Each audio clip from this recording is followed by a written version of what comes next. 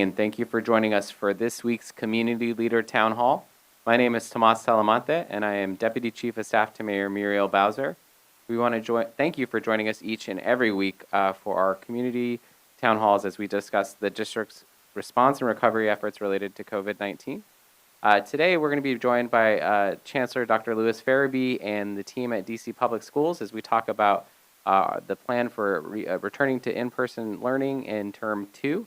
We'll be focusing on different topics related to that reopening plan each week for the next few weeks. So we want to thank you for joining us today and hope you'll join us for our future calls Wednesday at 5 o'clock related to DCPS reopening.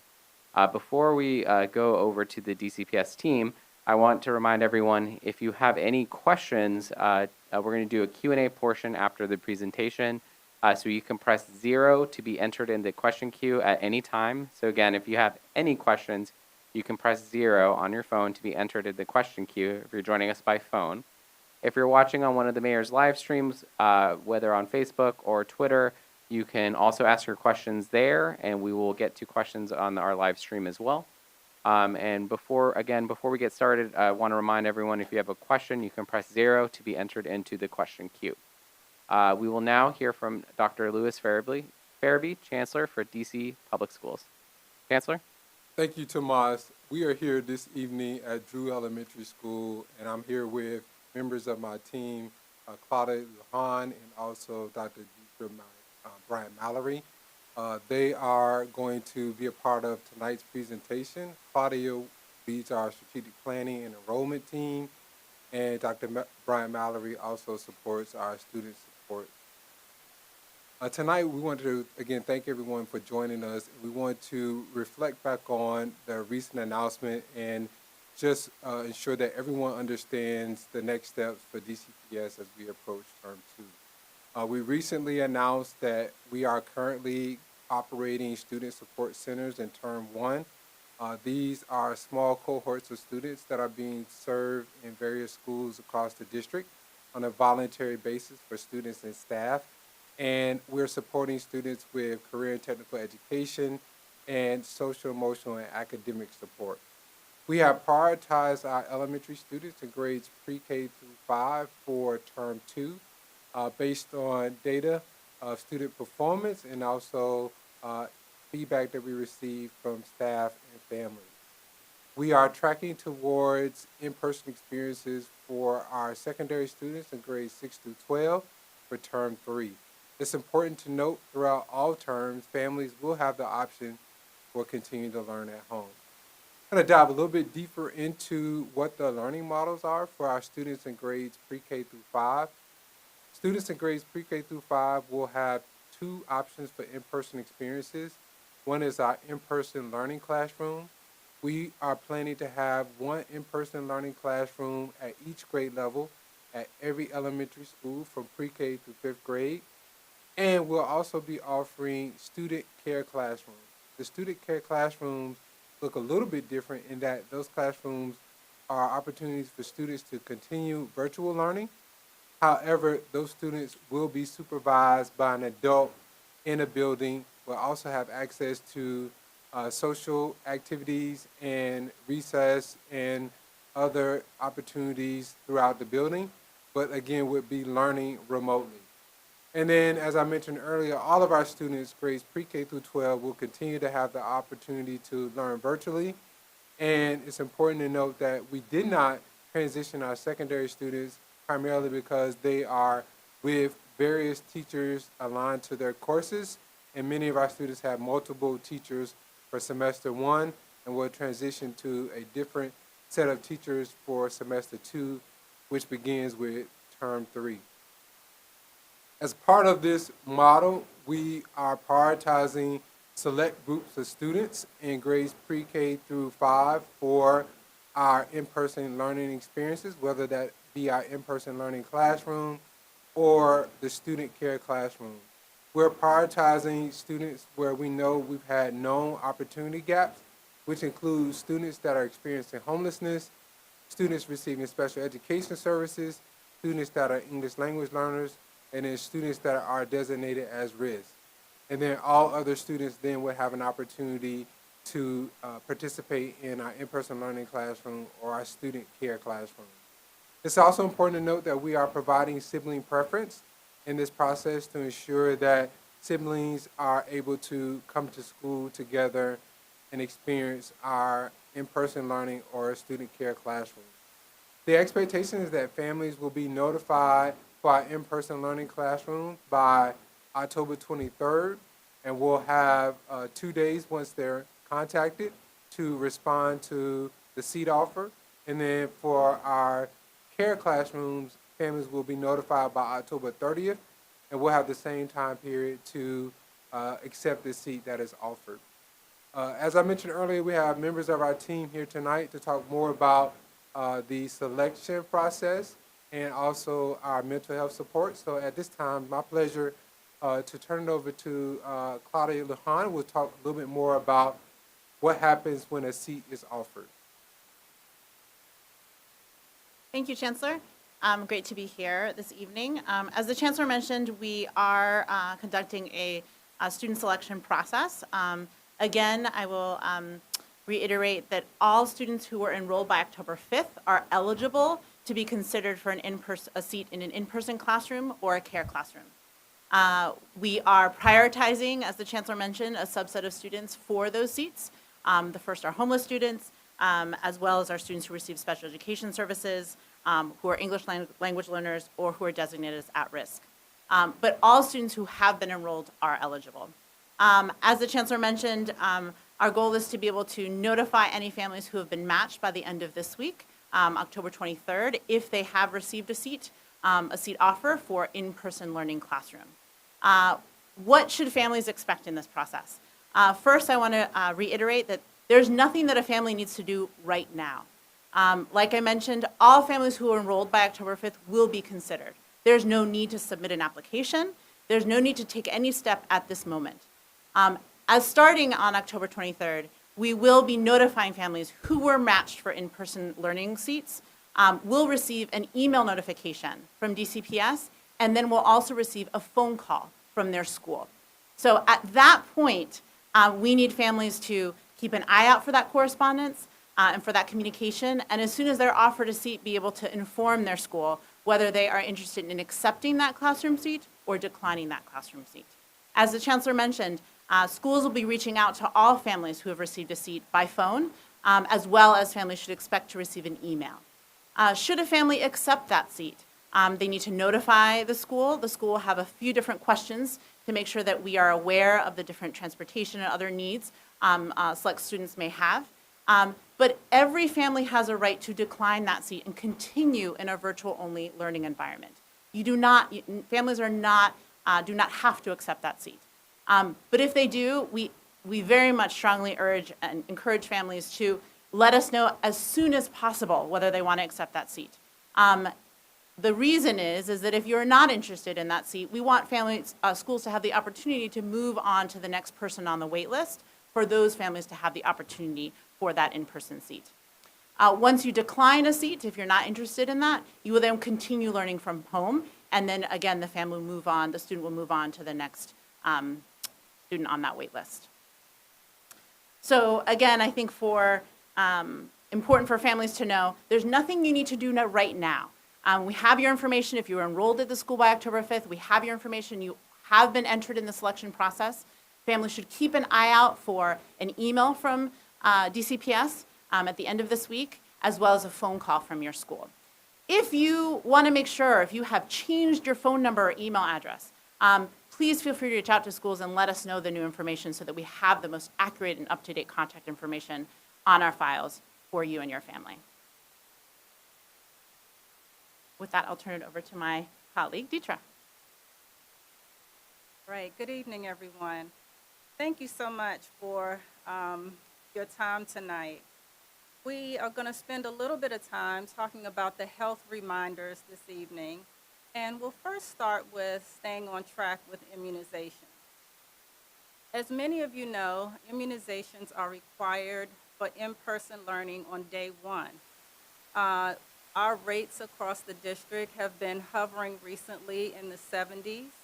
leaving at least 25% of our students out of compliance with immunizations and at risk for serious health diseases such as the measles. Our healthcare practitioners in the area are ready and willing to receive children for immunizations and want to see this district rate go up. Should families have difficulty accessing their family physician, we have partnered with DC Health and our school-based health center operators to offer mass immunizations to every student in the district. The sites are located within 7 of our schools, and those are Cardozo, Anacostia, Dunbar, Coolidge, Roosevelt, Ballou, and Woodson. Once students have received their immunizations, we are asking families to coordinate with the school, where the school nurse and the registrar are working intently to make sure that all immunization certifications are documented in the district system of record doses, and students will be eligible to attend in person. Now let's talk a bit about healthy routines. We are asking families to continue to follow the science, mask wearing, hand washing, keeping your distance, social distancing, not connecting with people too frequently outside of your own home to prevent the spread of COVID. Every parent that decides to send their child to in-person, if they're offered a seat, will be required to sign a family school agreement for in-person learning. This is our commitment to one another, to daily health screenings, and to encourage and support the adherence of safety precautions while in school. The health screening process is very simple. As we think about daily reminders, we're asking people to follow the Ask, Look protocol. 3 things. You first ask your child if they are experiencing any symptoms of COVID-19. Some symptoms include, but are not limited to, coughing, sore throat, nausea, vomiting, and such. Second, we ask that you ask your child if they've been in close contact with someone who has COVID-19. And if the answer is yes to either of those questions, then the student must stay home. Contact the healthcare provider and DC Health and notify the school so that appropriate documentation for attendance can take place. The final step in the protocol is the look part, and that is looking for visible signs of illness. You are the expert of your child, and you know when your child is not feeling well, you know when they don't look quite right. And so we're asking that you take a look at them, a physical look, to determine if they feel up to or look up to attending school. When students arrive at school, we will also implement the look element of the protocol. When students arrive, they will have their temperature checked. They will use the hand sanitizer station. They will receive a mask if they're not already wearing one. And they will show us a daily log that will go home and be initialed by parents and guardians, indicating that the Ask, Look protocol has taken place at home. Once these steps have been followed and there are no flags, then the child proceeds to class. If there is a visible sign of illness or a temperature that is not normal, then that student will be escorted to the health isolation room where their parent or guardian will be contacted for pickup.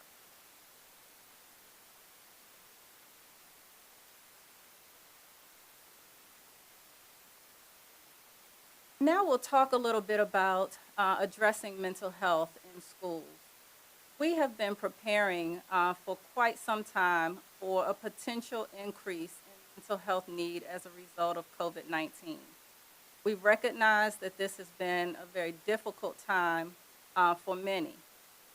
So first, let's talk about what will be available for all students.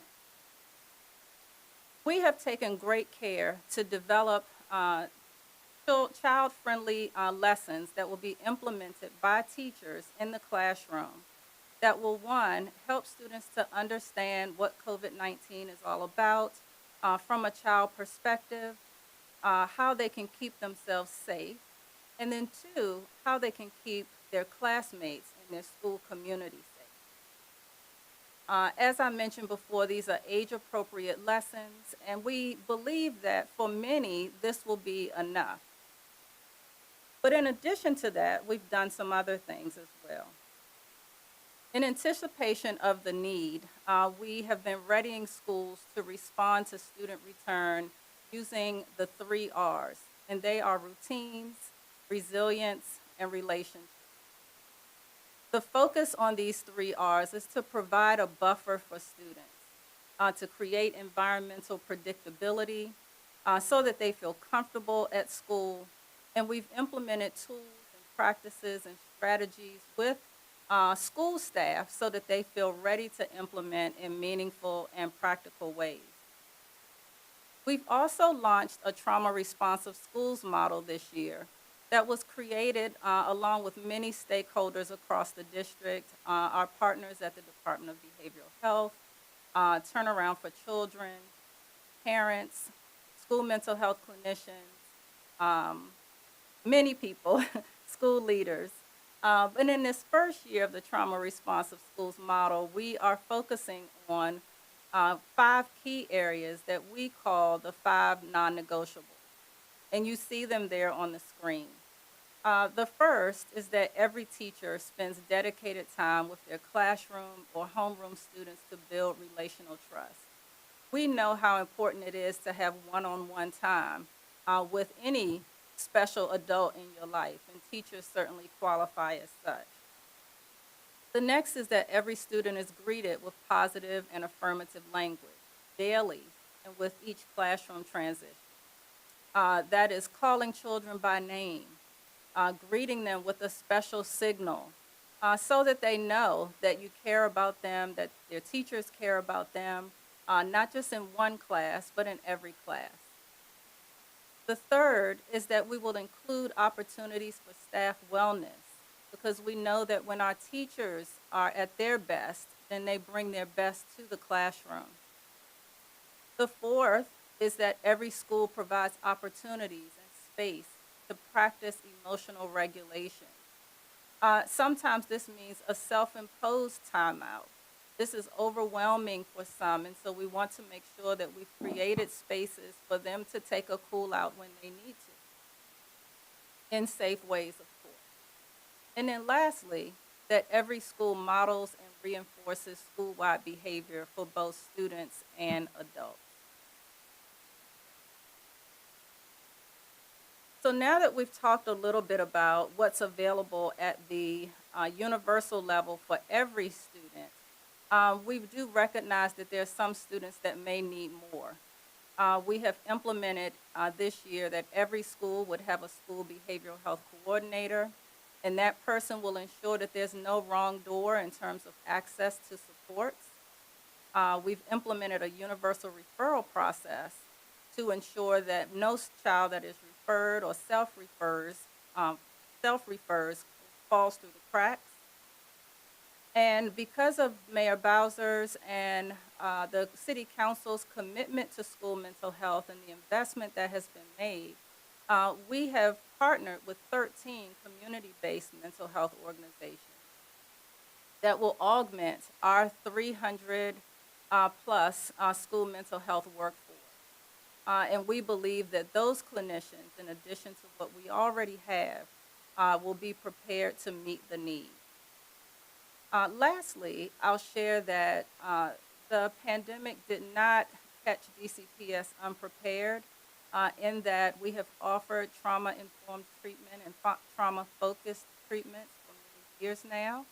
I want families to know that we offer grief counseling, child-centered play therapy, Bounce Back and CBITS, which are both cognitive behavioral interventions designed for the school setting.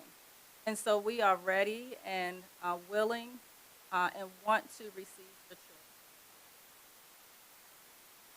Great. Thank Uh, you. yeah. Thank you, Deputy Chief Lujan and Dr. Bryant Mallory, for those updates on enrollment and selection for our in-person experiences and our health and mental health support.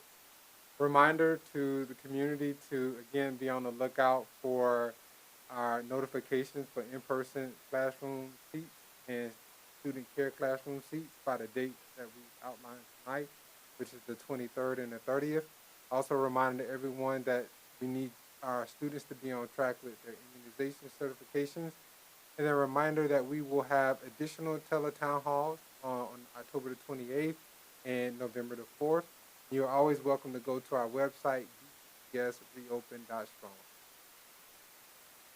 Great. Thank you so much, Chancellor. And we're going to move into the Q&A portion of the program.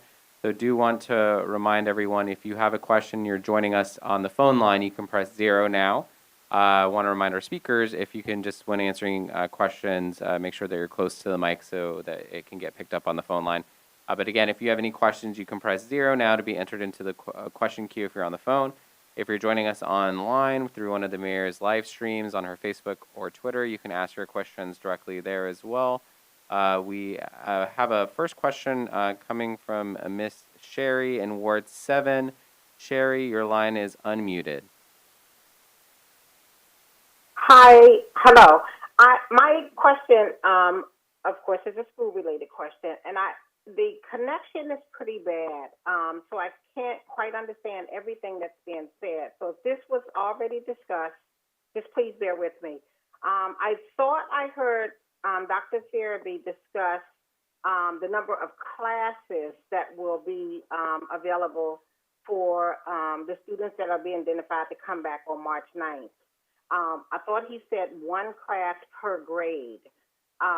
So the question is, if I have a pre-K3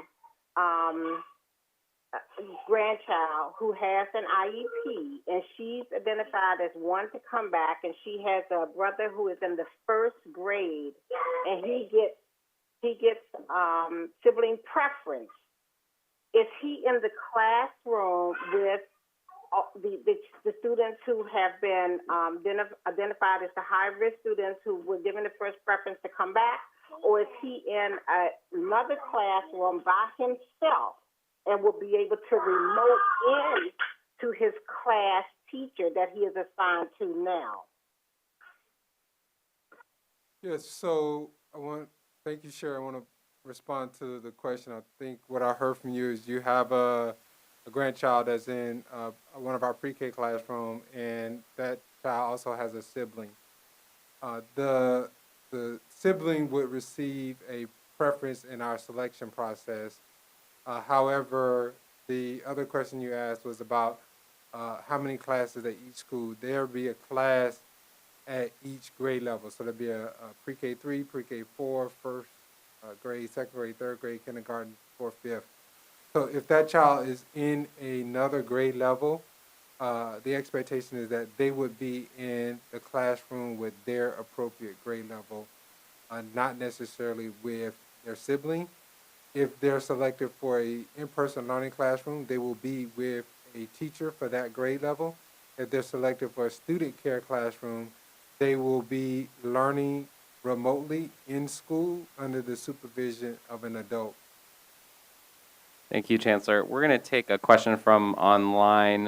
Lauren Epps Carey asks, what will care classes look like for pre-K students? And who will be in the room? Is it licensed child care workers in the room with pre-K students? Just what will that look like for the pre-K students for CARES classroom? So for pre-K care classrooms, we will have a lower ratio to ensure that there is appropriate supervision. So we will have less students in those classrooms. So for example, for a traditional care classroom, we could go up to 10. For our pre-K 3, pre-K 4, that number could go down as low as 7 or 6. and we will have additional supports and supervision in those classrooms, and students will receive their own bedding or cot, if you will, for nap time. They'll receive their own manipulatives to interact with throughout the day, and they'll have their designated place in the classroom. They'll also have lunch in the classroom, and then we'll have scheduled recess. We are hiring and securing staff that have experience working with children and young children for our pre-K 3 and pre-K 4 classrooms. Thank you, Chancellor. We're next going to go to Jacqueline Strickland in Ward 5, has a question related to transportation. Jacqueline? Yes, good afternoon. This question is to Dr. Farabee and Ms. Lujan. How will the teachers at the chair buildings for in-person instruction be trained, as many will be high school teachers with no elementary certification? Is this an effective practice? So make sure I understand your question. If a secondary employee is working in a student care classroom, will they be training? The answer is that yes, and so we have already designated professional development and training days prior to when in-person learning of student care classrooms will begin to ensure that all of our employees that will be supporting student care classroom have the information, the training, and all the resources needed to supervise students accordingly. Thank you, Chancellor. We had a question about transportation online, just Kids Ride Free cards. When will students be able to pick those up, and what is that process going to look like for students this year? So students will still have access to our Kid Ride Free cards to ride public transit. They can receive those cards directly from their schools if they haven't done so already. They're currently being housed at schools, and if a student doesn't have one, again, we want them to contact their school as soon as possible. Thank you, Chancellor. We're going to go next to Stephen S.K. Stephen S.K. from Ward 2. Your line is unmuted. Hi, my question is, what are the consequences for students who refuse to social distance or wear PPE in the classroom? Students will be required to wear face coverings throughout the day and also follow our social distancing protocols. If students are having difficulty following those protocols, they will receive reminders. We'll also have conversations with families about any concerns that we're having with any student that's not following those protocols. We do understand that some of our younger students, this may be more of a challenge, and we'll spend lots of time with staff and appropriate training to ensure that our young people have time to practice and are familiar with the expectations as relates to protective equipment and our protocols. We have another question from online, but before we go to that one, I want to remind everyone, if you're joining us by phone, you can press 0 now to be entered into our question queue, and we'll get to some more question queue questions. This one is from Eva Salvetti online, asking about how teachers were consulted on the plan, and will people be able to keep their teachers as part of the Term 2 model? Yeah, so DCPS has had a number of focus groups with teachers for feedback throughout the spring, summer, and as we prepare for reopening. And DCPS is in regular conversations with the Washington Teachers Union, as we've had a session with them today and yesterday and last week, and before that. Has spent over 100 hours in conversations with the Washington Teachers Union since July on reopening schools. As relates to a new teacher, if a student is selected for an in-person learning classroom, his or her teacher may be their same teacher currently for remote learning. However, the teacher may be different for in-person learning. If a student is in a classroom where a teacher is selected for in-person learning, the student may have to make a transition to another teacher that is teaching remotely, or if a family prefers remote instruction. Thank you, Chancellor. We're going to go to another online question from C. Deshala Dawkins. Her question is, why did we prioritize elementary students coming back in person first? Yeah, so we prioritize our elementary age students because we have gotten the most feedback from families that this is the most challenging area as it relates to student engagement, worries around screen time, and the skills needed for social emotional development are very different for our youngest learners, and some of the online and virtual learning experiences are not aligned to where they are in their developmental stages. And so we believe that it's more appropriate and more ideal for those students to have in-person learning experience first. And we also know that their engagement time is quite different. So we believe that this is the appropriate grade level to start, in addition to the early literacy skills needed for reading and reading comprehension are best provided in an in-person learning experience. Great. We're going to go to our next question from Charles Dickinson in Ward 6. Charles, your line is unmuted. Hi, good evening. My question is about the impact the plan will have on students who remain in the virtual environment, and in particular, a few concerns that that I was wondering how are going to be addressed. One is it seems that the virtual students are going to be, the class sizes are going to be increased significantly, maybe 30%, which so there's going to be less individual instruction for students who are already trying to learn online. Two, the classes are going to be reshuffled in some cases. My understanding is correct, in which case, the first 10 weeks or so we've spent on developing classroom culture, et cetera, will be disrupted. And third, some schools, elementary schools, have departmentalized teachers. So, a teacher that teaches math and a teacher that teaches reading. And in this case, they're going to have to learn a whole new subject. So I'm wondering, how those teachers are going to be prepared to teach a new subject. Thank you. Yeah, so we will have larger class sizes for our virtual classrooms.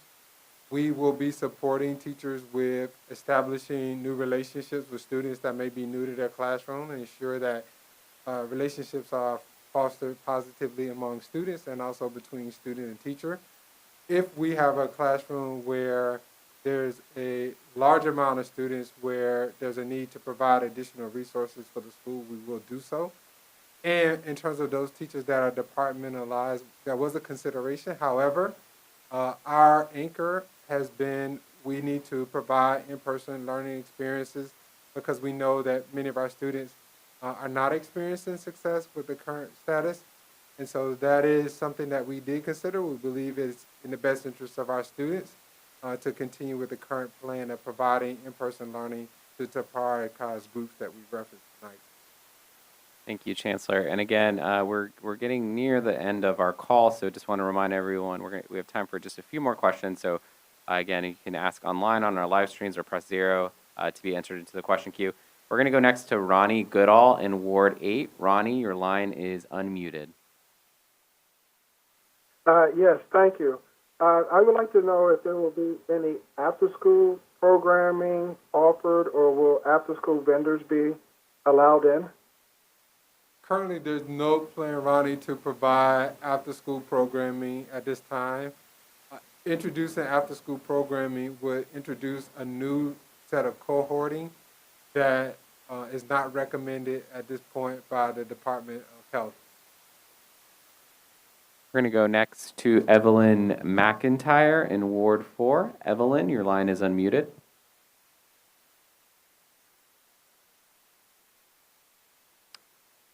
Evelyn, your line is unmuted in Ward 4. All right, we'll go to our next question. We have a question, one second, from Matthew Ginsburg in Ward 6. Matthew, your line is unmuted. Hi, and I apologize because there might be some overlap from an earlier question, but I missed part of that response. But will the students in the care classrooms, will they be receiving the same virtual instruction as the students who are receiving virtual instruction from home? And if so, how will that be managed with the class size could be going up to 50%, or the virtual instruction, if it's a combination of the care and the kids at home, how is it going to be managed to ensure the kids get the appropriate amount of direct interaction with their teacher? Thank you. Yes, so students who are in the care classroom will be with a teacher virtually as they are supervised in the care classroom.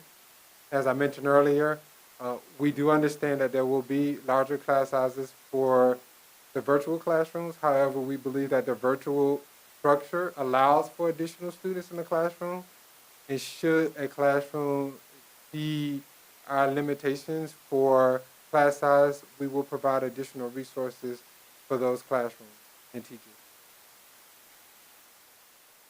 All right. Well, we are reaching the end of our call for today, so we want to thank you all for asking your questions to the Chancellor and to our panel. Want to remind everyone we will be here every week at 5 o'clock on Wednesdays for additional segments on DCPS Reopen Strong plan for Term 2 with the Chancellor and our panelists from DCPS, who I want to thank for being here with us today. As always, I want to remind everyone that all of the information related to the DCPS Reopen Strong plan is available at DCPSReopenStrong.com. Again, that website is DCPSReopenStrong.com.